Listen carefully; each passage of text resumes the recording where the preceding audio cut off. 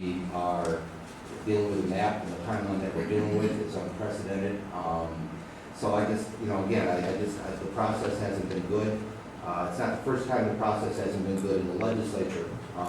And I agree with you. I think things have gone really well in this committee, really well. I think the debate's been good. But taking a step back and looking at all this stuff with the map that's introduced in law within a week and a half, all because of a federal lawsuit that all of a sudden we're worried about, when we've never been worried about a federal lawsuit before. It's never stopped us from doing anything on the timeline we as a legislature want to do something, unless we lost in federal court. So the federal court argument, again, I understand the argument, but I think the argument's really and it's not going to happen, but I wish we would have, taken a slow train on this one, too. Any further discussion? So then that leaves one amendment from myself, listed as LRBA 1405 by Senator Zipper. Do I have a motion for adoption of this amendment? So moved. Got a second. Would the council please describe this amendment? Any discussion? Senator Rizzi. Would this make it, would this mean that when you vote for the legislature, you may not be voting by ward? In other words, I might, my legislative district might cover half a ward, 2/3 of a ward, 1/3 of another ward. My legislative district does not have to follow ward lines yet. It's my understanding that after this, what they would do is tweak the ward so that it would follow ward lines, but might not follow aldermanic districts or supervisory districts. Now, ballots are prepared by municipalities, and I'm just wondering, how does a municipality prepare a budget? How does a municipality prepare a ballot that tells voters that in half of a ward that they vote for maybe me and half a ward for someone else? The ballots are prepared by the municipality. How do you prepare the ballot to cross ward lines? That's what I want. Try, maybe I'll let legislative council discuss it, but it's my understanding that this is already in place with the congressional map, because on the congressional map they have zero deviation and they have to do this, and I believe there's also some interplay on school districts and things like that, but maybe leg council wants to address that.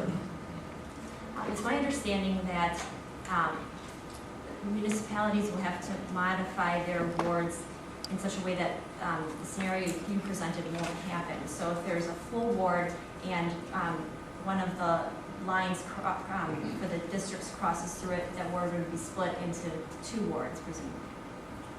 So the wards would be modified, but the aldermanic or supervisory districts would not be modified. So they could perhaps change, if there's one ward in the aldermanic district that's currently 5, basically this would change it to 5A, 5B would be able to exist as wards within the district. Senator Guthrie. So if I got this right, 5A could vote for Senator Richard, 5A could vote for me. It's going to be, it's better, but it's still going to be confusing at the local level when it comes to ballots. And I think, I'm going to support the amendment because it makes it a little bit better. But I tend to think that there's going to be a little confusion. In some cases, a lot of confusion at the local level when it comes time to hand out ballots. Senator Rizzi. Does your amendment do anything about requiring the Supreme Court to set up a committee to analyze these problems? This amendment does not speak to that issue. All right. Can I? Absolutely. There's a drafter's note, 150, that says that requiring the Supreme Court to make these, to do these things might be a violation of separation. Why don't we, Senator, if we could, this amendment doesn't deal with that, so why don't we conclude this amendment and then we can discuss that when we get to the full bill, if that's all right. The amendment is then just The amendment's just on the municipal boundaries.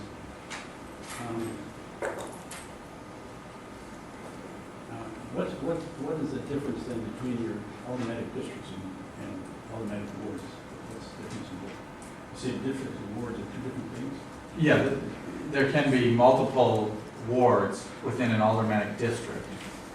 And this allows for there to be multiple wards within the district, and they could be broken up, as Senator Brumbaugh detailed, to ensure that there is no ward that would be split, say, between Cherokee and your two Senate districts.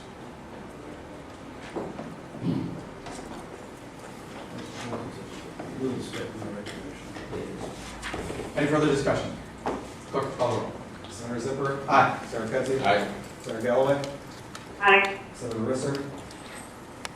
Senator Brumbaugh? Aye. That motion passes on a vote to 5-0. The chair will now entertain a motion because there's no other amendment before us, to recommend passage of SB 148 as amended. So moved. Second. We have a motion and a second. Any discussion on SB 148 as amended? I'm sorry, 150 as amended. Yeah, I guess I wanted to have some reaction to the Raptor note questioning the legislature telling the court who to appoint the committee. Try to answer the question. Are you asking the chair or the council? I'd be happy to respond. This is basically a request that the court take an administrative action. Obviously, we want to be very sensitive to the separation of powers issues. There are a number of places in statute where we request the court to take administrative action. I think one of those is, we've asked the court to promulgate a code of judicial ethics. That's one of the issues where they've done it. I think there are a number of others, such as, where members of the Government Accountability Candidate Committee are also bound by the court. This is a request for the court to take an administrative action, and I think that's perfectly consistent with the Constitution. Senator Risser was first recognized. I'll go back to him. But this doesn't make a request. This tells the court what to do. It says, I'll read the note. I checked this note. It says the bill requires, doesn't ask them, doesn't suggest it. It requires. It's telling the court to assign a 3-judge panel to hear the matters to seek, challenge the apportionment of congressional seats. And under the bill, the court must choose a judge for each of 3 circuits, designate one circuit. In other words, we're not asking the court to take administrative action. We're telling them what to do, and we're telling them where to get the judges. We're telling them what circuit courts they got to get the judges from. If you put in here just the administrative thing, asking the Supreme Court to handle things, I could buy that. But when you turn around and tell the court who to appoint and say they have to do something, I think that's going too far. And, and I would counter, perhaps I wasn't as precise with my wording as I could have been. The court is required by statute to promulgate a code of judicial ethics. That's an administrative requirement that this legislature has imposed upon the court, and that has been maintained. This is similarly an administrative effort that they will have to undertake, and that's why, because it's following the precedent that's been done in a number of areas. I'm confident that it does not violate the separation of powers. Just final statement. If all you did was ask the court to review things, like the court is supposed to review judicial ethics, ask the court to review this, that'd be one thing. But you're not telling the court to do it. You're telling the court, you've got to appoint certain people, and you've got to do this, you've got to do that. I mean, you're not giving it to the court. You're telling the court they got to turn around and appoint certain people, and you're telling them who to appoint. I think you're going too far. That's my point. I understand your concerns. I think this is a very important provision. I mean, as we've discussed on previous legislation in this committee, if the committee does not take this action, what would happen under current law would be one judge in one county of the state would have review of an issue that we all know is of statewide importance. And I think it's very important that we modify that provision to not have only the voters of one county be able to vote for one judge who he or she would have jurisdiction over it.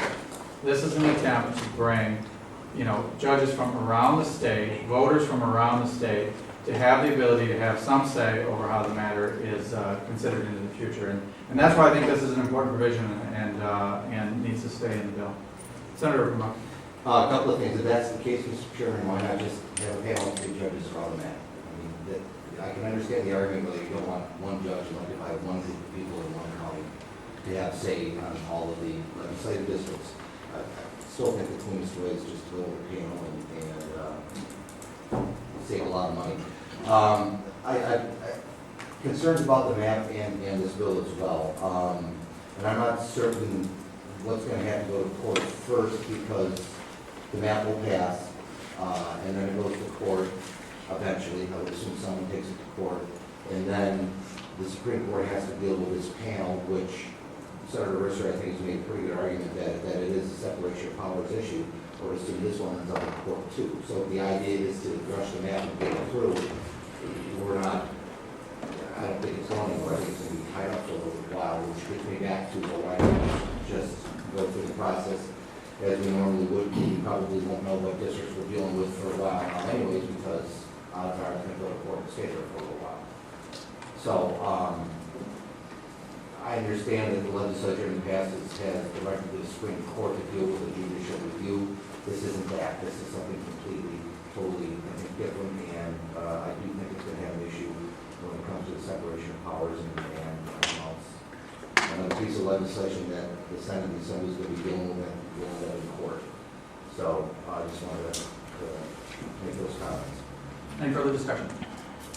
Clerk will call the roll. Passes by a vote of 3-2. That concludes the business before this committee. Without objection, committee is adjourned.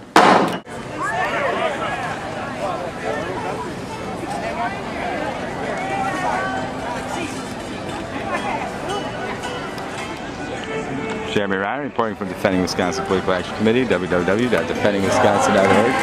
This land is mine. This is a special, this land is my land at the Solidarity, or this land is your land at the Solidarity Sing-Along with Arlo Guthrie. It's a special sing-along event. I saw above me, and the skyway, I saw below me, that golden valley. Johnson was made for you and me. This land is your land, this land is my land. From Lake Geneva to the Highland Island, from the rolling prairie, for lovely dairy. Johnson was made for you and me. The sun is shining as I was rolling, the wheat was waving, and the dust was rolling, and the palm was lifting, our voice was chanting. This land was made for you and me. This land is your land, this land is my land. From Lake Geneva to the Highland Island, from the rolling prairie to the lovely dairy. Johnson was made for you and me. As I was walking, I saw a sign there, and on that sign it said, Demonstration Area, Ground Floor Rotunda. On the other side, they could say no other. That sign was made for you and me. This land is your land, this land is my land. From Lake Geneva to the Highland Island, and the rolling prairie, our lovely dairy. Wisconsin was made for you and me. The city, the steeple, in the capital, I see my people. Hey, Jeremy. I'll get him to sign it. This land is your land, this land is my land. From Lake Geneva to the Highland Island, the rolling prairie, our lovely dairy. Wisconsin was made for you and me. This house is your house, this house is mine.